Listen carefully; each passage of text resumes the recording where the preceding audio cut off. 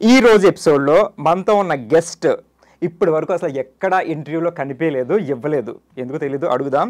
And ఈయన గురించి చెప్పాలంటే is RJ, VJ, actor, I mean hero, screen play writer, కొన్నిసార్లు డైరెక్షన్ కూడా చేశారు. ఇన్ని డిగ్రీలు పెట్టేసుకున్నారు, ఎవరు అనుకుంటున్నారు కదా. ఈయన గురించి ఒక రైమింగ్లో నాకు ఇంట్రొడక్షన్ ఇవ్వాలనిపిస్తుంది, చెప్పేస్తా. రీసెంట్గా క్రికెట్లో కంబ్యాక్ ఇచ్చింది రిషబ్ పంత్. అండ్ ఈరోజు మన షోలో గెస్ట్ సీతాకాంత్ అన్న. ఎలా ఉన్నారు? బాగున్నాను, చాలా బాగున్నాను. కాంత్ పంత్ ఎలా ఉంది? రైమింగ్ అన్నావు కదా, బాగుంది. సో ఇప్పటి వరకు అసలు ఇంటర్వ్యూలు ఇవ్వకపోవడానికి మెయిన్ కారణం ఏంటి? ఏం లేదు, అంటే ఏముంది ఇంటర్వ్యూ ఒకటి ఇవ్వడానికి అనిపిస్తుంది. అంటే ఇప్పుడు మనం ఒక చిన్న సీరియల్ యాక్టర్. చిన్న సీరియల్ యాక్టర్, మీకు ఇంట్రడక్షన్ ఇచ్చాను తెలుసా? అజయ్ చేశారు, విజయ్ చేశారు, hero, screen play writer, director. ఈయన ఉన్నప్పుడు చిన్న ఎలా అంటారు? అంటే నేను ఎప్పుడు ఆ టాప్ యాంగిల్లో చూసుకోలేదు. అంటే ఫ్లోలో ఏ ఛాన్స్ వస్తే అది చేసుకుంటూ వెళ్ళాను కాబట్టి మనం ఇన్ని చేసా. ఇప్పుడు నువ్వు చెప్తుంటే నాకు అనిపిస్తుంది, ఓహో మనకి ఇన్ని బిరుదులు ఉన్నాయి. ఇప్పుడు నువ్వు ఇందాక నేను రాగానే అడిగావు కదా, ఇప్పుడు ఏం చేశారన్న, అప్పుడు అజయ్ చేశారా, విజయ్ చేసి అని అడుగుతుంటే ఓహో ఇప్పుడు నాకు ఇన్ని చేసాం మనం అనిపిస్తుంది. అవన్నీ గుర్తొచ్చినాయి మీకు? మామూలుగా ప్రెజెంట్ టెన్స్ లో ఎక్కువ ఉంటాం మనం. ఓకే, ప్రెజెంట్ మీరు ఏం చేస్తున్నారు? ప్రెజెంట్ ఎటో వెళ్ళిపోయింది మనసు, స్టార్ ఓన్లీ యాక్టింగ్, సీరియల్ వస్తుంది యాక్టింగ్. బట్ మీకు చాలా మంది ఫ్యాన్స్ ఉన్నారు from RJ time, VJ time. So వాళ్ళందరికీ అనిపిస్తుంది కదా జనరల్గా మన ఫేవరెట్ స్టార్ సీరియల్లో కానీ స్క్రీన్ మీద కనిపించినప్పుడు వీళ్ళు పర్సనల్ లైఫ్ ఏంటి తెలుసుకుందామని. సో అలాంటప్పుడు మీకు ఎప్పుడు జస్ట్ ఎక్స్పోజ్ అవ్వాలి, అట్లా మన గురించి చెప్పాలి అని ఎప్పుడు అనిపించలేదా వీళ్ళని ఇంటర్వ్యూలు అడిగినట్టు? అంటే ఇది మనం ఏదైనా చెప్తే దీనికి ఆన్సరు ఇది ఒక సపరేట్ గ్రేట్నెస్ అటువైపు వెళ్తేమని. మామూలుగా అయితే నేను యాక్టింగ్కి వెళ్ళటం, మార్నింగ్ యాక్టింగ్ చేయటం, డబ్బింగ్ చెప్పటం, ఇంటికి రావడం తప్ప వేరే ఏ ఫోకస్ ఉండేది కాదు. మనం బయటికి వెళ్ళినప్పుడు కూడా మనం జాగ్రత్తగా మంచి డ్రెస్ వేసుకొని వెళ్ళాలి, స్పెక్స్ పెట్టుకుని వెళ్ళాలి. ఇప్పుడు నేను గ్లాసెస్ అవి సీరియల్లో వాడతాను కానీ బయట పెట్టుకోలేను, బయట లేదు అసలు. ఇంకా అది ఆ ఏరియా లేదు, మరి మనకి అది బ్లడ్లో లేదు, మరి ఏం చేస్తాం చెప్పు. ఓన్లీ అంతే, ఇంకా ఎక్కడ స్క్రీన్ మీద మాత్రం ఎంత కావాలంటే అంతవరకు మీరు ప్రెజెంటేషన్ ఇస్తారు. రీజనబుల్లీ నాకు చేతనంత పర్ఫామ్ చేసి వచ్చేస్తాను. అండ్ లుక్ వైజ్ కూడా కేర్ తీసుకుని అన్ని చేస్తారు, సూట్స్ అంటే suits, glasses, everything. And glasses అన్ని మీరు అకార్డింగ్ టు డైరెక్టర్ ఛానల్ చెప్పినట్టు చేస్తారు. ఒక్కసారి ప్యాకప్ అయిన తర్వాత సంబంధం లేదు, సంబంధం లేదు. ఆ ప్రపంచం వేరు, మన ప్రపంచం వేరే. ఒక ఇంకా అది వేరే వేరే, సీతాకాంత్ వేరే. మీ ఒరిజినల్ మీదే కదా సీతాకాంత్? అంటే ఇంకా పెద్దగా బయట ఒక అలా వెళ్ళాలి, అలా అందరూ నన్ను గుర్తించాలని అది అసలు ఫస్ట్ నుంచి కూడా. ఇంత కెరియర్లో ఇన్ని చేసినా కూడా ఇప్పుడు జనరల్గా మీరు బయటకు వస్తే సెల్ఫీలు దిగుతుంటారు మీరు, ఇంకా సీతాకాంత్. సో అలాంటప్పుడు కూడా మీకు ఏం పెద్ద ఫీల్ అనిపించదు, ఏదో మనం హీరో మనతో దిగుతున్నారు, ఈ ప్రైడ్ కానీ యాటిట్యూడ్ ఎక్కడ ఉండదు. అంటే అసలు లేదు అది. ఇంకా మనం అది అంటే అదే చెప్తున్నా, లేదంటే లేకుండా అలా ఉంటుంది అనుకోవచ్చు అంటారు. అది దాన్ని ఏం చేస్తాను చెప్పు. ఇప్పుడు అందుకని నేను సడన్గా నేను ప్రొడ్యూస్ చేస్తున్నప్పుడు యాక్టింగ్ చాలే అని వదిలేశాను. 4.5 years 5 years యాక్టింగ్ చేయలేదు. అప్పుడు దాదాపు మన ఇండస్ట్రీలో నెక్స్ట్ స్టార్ట్ అయిన 10-15 సీరియల్స్ ప్రతి దాంట్లో అడిగాను మిమ్మల్ని. అప్పుడు కూడా నాకేమి చేయట్లేదని బాధ రాలేదు. ఇప్పుడు నేను ప్రొడ్యూస్ చేసేటట్టు నా హీరోలు వేరే హీరోలు చేస్తాను కదా, అప్పుడు కూడా వెళ్ళి నేను అక్కడ ఏమన్నా అవి అడ్డుంటే సర్దుంటాను కూడా. ఇంకా అసలు ఆ ఫీలింగ్ లేదు మనకి. అసలు మీకు ఎక్కడ 0% కూడా మనకి ఎక్కడ అది అని లేదు. అంటే ఇప్పుడు నేను ప్రొడ్యూసరు, లేకపోతే నేను హీరో, ఇప్పుడు నేను అది ఎందుకు చెయ్యాలి, ఇది ఎందుకు చేయాలి, అలా నేను దాన్ని నెక్స్ట్ ఏరియాని నేను ఎంజాయ్ కూడా చేయాల. అంటే నేను ఆ హీరో ప్రొడ్యూసర్ అను లేకపోతే వేరే అది ఎప్పుడు నేను నర్వస్లో ఫీల్ అవ్వలేదు. అది ఇందాక చెప్పినట్టు అది మన బ్లడ్లో లేదు అంటారు, అదే కదా. Okay, nice. సో అయితే ఇదే మీకు మీ గురించి ఏం అడిగినా అది ఇప్పుడు ఫ్రెష్గానే ఉంటుంది జనాలకి. ఇన్ని ఇయర్స్ అయింది. ఎన్ని ఇయర్స్ అయింది మీరు ఇండస్ట్రీకి వచ్చి? దాదాపు ఇప్పుడు Day 1 ఆర్జే నుంచి. డేట్లు కూడా గుర్తుంచుకోమా, ఎన్ని ఇయర్స్ అయిందని అంతే. ఎటో వెళ్ళిపోయింది మనసు, ఇప్పుడు చేస్తున్నాను కదా. దీనికన్నా ముందు 5 years మధ్యలో ప్రొడ్యూస్ చేసాం సీరియల్స్. ఓకే, 2009. సో యాక్ట్ చేయలేదు. ఓకే, అంతకుముందు లాస్ట్ అమెరికా అమ్మాయి సీరియల్, అమెరికా అమ్మాయి చేసినప్పుడు అష్టాచమ్మ చేశాను. 14-15 13 జాబిలమ్మ చేశాను 12 మధ్యలో కొన్ని రోజులు ప్రభాకర్ గారి. ఆ తర్వాత ముందు అంతఃపురం భార్యమని ఈటీవీ 9-10. ఓకే, సో అట్లా ఒక 15-16 ఒక 18 years ఈజీగా అయ్యి ఉండొచ్చు అప్రాక్సిమేట్లీ. 15 అబోవ్ అయితే డెఫినెట్గా అయి ఉంటుంది, డౌట్ దాంట్లో. సో అయితే ఆల్మోస్ట్ 15 సంవత్సరాల నుంచి ఉన్నారు సీరియల్స్. ఆర్జే విజయ్ ఇవన్నీ కలిసి జెమినీ మ్యూజిక్ లో చేశారు. ఓకే, సో జనరల్ గా డాక్టర్ అవబోయి యాక్టర్ అయ్యాం ఇలా అంటుంటారు. అలా మీకు ఏమన్నా అంటే ఏదో అవ్వబోయేది అయ్యాం. అసలు స్క్రీన్ మీదకి రావాలని అలా ఏం లేదు ఫస్ట్ ఆఫ్ ఆల్. డిగ్రీ అయి చదువుకునేటప్పుడు సినిమాలు చూసేవాళ్ళం. ఫ్రెండ్స్ నేను దాదాపు పోటీ బయట చూసేవాళ్ళం సినిమా. అంటే వాళ్ళేమో నెంబర్ ఆఫ్ మూవీస్ ఎక్కువ చూసేవాళ్ళు, నేనేమో నచ్చిన మూవీ ఎక్కువసార్లు చూసేవాళ్ళం. ఓహో, చాలా తేడా ఉంది. Both are not same. వాళ్ళు నెంబర్ ఆఫ్ మూవీస్ ఎక్కువ చూసేవారు, మీరు నచ్చిన మూవీ నెంబర్ ఆఫ్ టైమ్స్ చూసేవారు. సో ఓకే, అంతే. అది తప్ప యాక్టర్ అవుదామని స్క్రీన్ మీదకి వెళ్దామని అది లేదు. అసలు చదువుకోవడానికి వచ్చాను. ఓకే, ఏంటి అకాడమిక్ క్వాలిఫికేషన్ ఏంటి? నేను డిగ్రీ నర్సరావుపేట, గుంటూరు డిస్ట్రిక్ట్ నర్సరావుపేటలో చదివాను. ఓకే, మీ నేటివ్ అక్కడే? అక్కడ నర్సరావుపేట పక్కన చీమలమర్రి అని పల్లెటూరు. గుంటూరులోనే ఇంటర్మీడియట్ చదివాను. నర్సరావుపేటలో మన ఎన్టీఆర్ కాలేజ్ అని ఉండేది, దాంట్లో డిగ్రీ చదివాను. ఆ తర్వాత ఇక్కడ బి లెవెల్ కంప్యూటర్స్ అని అది చదివాను ఇక్కడ. ఓకే, ఎంసీఏ టెస్ట్ రాస్తే 12,000 ర్యాంక్ వచ్చింది. 12,000 ర్యాంక్ ఇప్పుడైతే 1 lakh వచ్చిన సీట్ వస్తుంది. ఓకే, అంటే నేను 12,000 ర్యాంక్ వచ్చిన నెక్స్ట్ ఇయర్ నుంచి చంద్రబాబు నాయుడు గారు వచ్చి కాలేజీలు పెంచారు. సో నేను ముందు, సో అప్పుడు నాకు సీట్ రాకపోతే నేను బి లెవెల్ కంప్యూటర్స్ జాయిన్ అయ్యా. అది మోర్ దెన్, అంటే అది ఇంకా ఎంసీఏ కన్నా టఫ్గా ఉంది. 50 మార్క్స్ పాస్ మార్క్. అది 50 వస్తేనే సబ్జెక్ట్లో 50 వస్తే 150 వస్తే పాస్ అవుతాం డిగ్రీ తర్వాత. సో అది చదివి అది హాస్టల్లో ప్రాజెక్ట్ వర్క్స్ అవి జరిగేటప్పుడు నా డిగ్రీలో క్లాస్మేట్ మురళి అని ఉండేవాడు. తను యాక్టింగ్ ట్రై చేసేవాడు.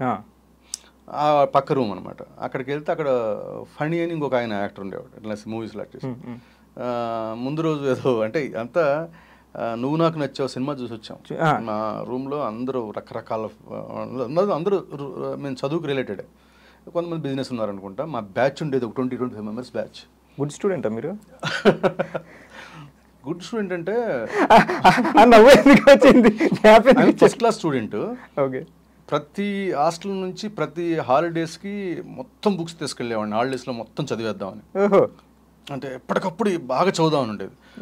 మళ్ళీ అదే బ్యాగ్ ఎప్పుడు చదవలేకపోయాను. Very intelligent student, not good student, very intelligent student. Okay, మొత్తానికి అలా సమ్ అక్కడ ఏదో సో రూమ్మేట్ వల్ల ఇలా రూమ్మేట్స్ అట్లా ఏదో ఫొటోస్ ఇచ్చేసేసి అనుకోకుండా అలా స్క్రీన్ మీదకి వచ్చాం. ఫస్ట్ స్క్రీన్ మీదకి వచ్చారా?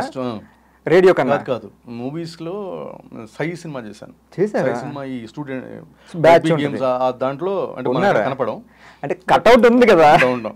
తర్వాత భద్ర సినిమాలో ప్రకాష్ రాజ్తో డైలాగ్ ఉంటుంది, చాలా మంది తెలుసు. మన నాతో సోషల్ మీడియాలో టచ్లో ఉండే వాళ్ళందరూ తెలుసు. వాళ్ళు దాన్ని కూడా గుర్తుపెట్టి అడుగుతుంటారు.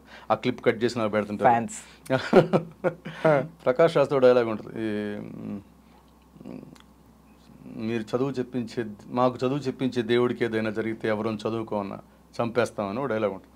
ఆ డైలాగ్ నాకు ఇచ్చారు. Positive character. అంటే ఒక 5-6 స్టూడెంట్స్ ఉంటారు, ఆయన కొంతమంది స్టూడెంట్స్కి చదువు చెప్పేస్తుంటారు. అక్కడ ఏదో అటాక్ జరిగితే ఊర్లో డైలాగ్ ఉంటుంది. సో ఫస్ట్ అరంగేట్రం చేసిన తర్వాత ఇంకా ఇదేంటి చిన్న చిన్న క్యారెక్టర్లు వస్తున్నాయి, ఇలా చేస్తే ఎప్పటికీ ఆయన మనకు తెలియదు కదా. అలా చిన్న చిన్న క్యారెక్టర్ చేస్తే పెద్ద పెద్ద క్యారెక్టర్ ముందుకెళ్తాం అని కూడా అవగాహన లేదు, తెలియదు. అసలు ఇండస్ట్రీలో ఎవరు తెలిసిన వాళ్ళు కూడా లేరు. అక్కడ సారథి అని ఒక ఫ్రెండ్ ఉండేవాడు, తను తీసుకెళ్ళేవాడు ఆఫీస్కి. నేను ఫోటో ఇచ్చిన ప్రతి ఆఫీస్లో నన్ను పిలిచి క్యారెక్టర్ ఇచ్చారు, ప్రతి చోట. అసలు సినిమా కష్టాలు అసలు ఏమీ నాకు లేదు. నేను ఫోటో ఇస్తే రాజమౌళి గారిని కలిసి ఫోటో ఇచ్చాను, వచ్చింది ఆఫర్ వచ్చింది, బైక్ కొనుక్కున్నాను. మన బోయపాటి శ్రీనివాసరావు గారి దగ్గరికి తీసుకెళ్ళాడు ఫ్రెండ్. తీసుకెళ్తే ఆయన భద్రాదంటే ఇచ్చాడు. సత్యం సినిమా సుమంత్ గారిది, దాని చేసి చిన్న పెళ్లి కూడా క్యారెక్టర్ ఇచ్చాడు. అంతే. ఇదేంటి చాలా చిన్న చిన్నవి వస్తున్నాయి, మనకి ఎప్పుడు కావాలి అని చెప్పేసి నేను ఆదిత్య మ్యూజిక్ స్క్రోల్ వేస్తున్నారు. ఓకే, ఫొటోస్ పంపండి, ఆడిషన్ ఉంది వచ్చేయండి మీరందరూ యాంకర్లుగా. అంటే అప్పటికి ఆల్రెడీ స్టార్ట్ అయింది, రన్నింగ్ లో ఉంది, అందరూ వస్తున్నారు, యాంకర్స్ అందరూ వస్తున్నారు. సరే నెక్స్ట్ రోజు వెళ్తే అసలు 1200 మంది 1500 మంది వచ్చారు అక్కడికి, రోడ్ నెంబర్ 7. అవును, జీవికి ఆపోజిట్. మందిలో మనం సెలెక్ట్ అవ్వలే అని చెప్పి వచ్చేసాను. ఇవ్వలేదు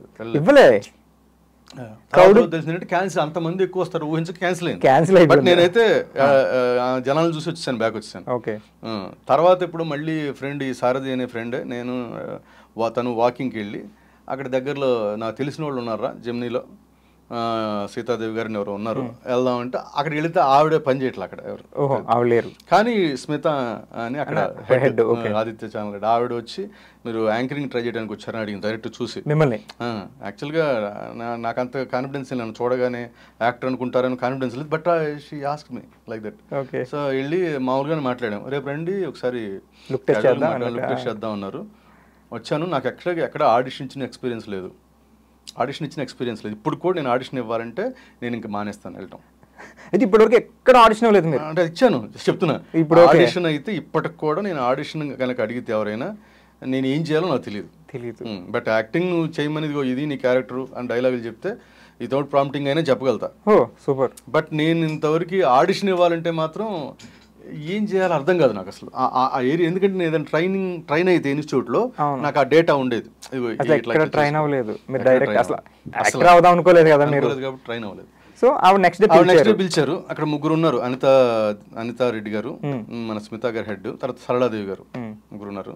ముగ్గురు ఏదో టాపిక్ ఇచ్చారు, వర్షం ఏదో మాట్లాడమని మాట్లాడేసాం. అదే ఆడిషన్. వాళ్ళు అటు మొహమాలు చూసుకున్నారు, ఇటు ఎవడు దొరికాడు బాగా అన్నాడు. అది నేను అసలు టీవీకి ఎందుకు వెళ్ళానంటే ఇది సోలో కనిపిస్తున్నాం యాంకర్ గా, సోలో కనిపించామంటే మనం సోలోగా సినిమాలో ఆఫర్లు వస్తాయి అనుకుని వెళ్ళా. అది నా ఇంటెన్షన్. ఓకే సరే.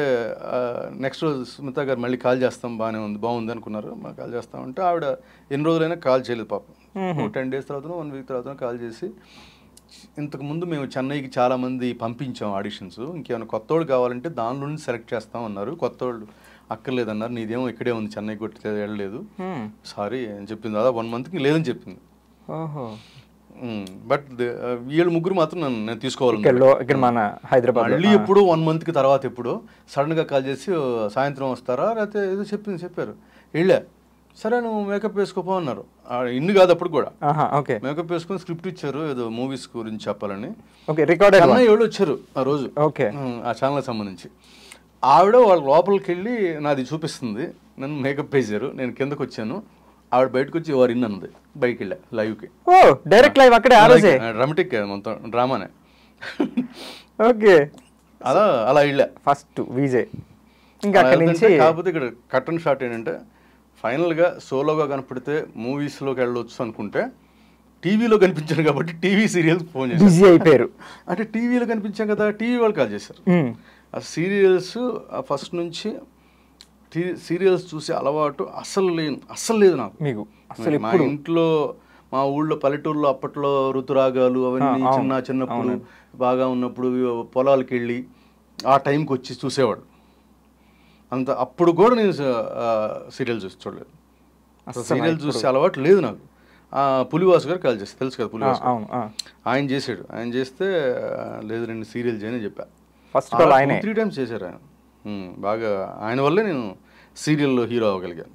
ఫోన్ చేస్తే లేదు నేను సీరియల్ అంటే, ఫైనల్గా నీకు ఎందుకు, నేను సినిమా అంటున్నావు కదా, నిన్ను సినిమాలాగా ప్రజెంట్ చేస్తా, ఆయన ఎలాగో మూవీ స్టార్ కాబట్టి నీకు బాగా చేస్తానంటే అక్కడ అప్పటికి నేను ఒక రాజా అని ఊ కొడతారా ఊలికి పడతారా తీశారు. తను ఫ్రెండ్ మనోజ్ గారు, మనోజ్ అని బాలకృష్ణ గారు.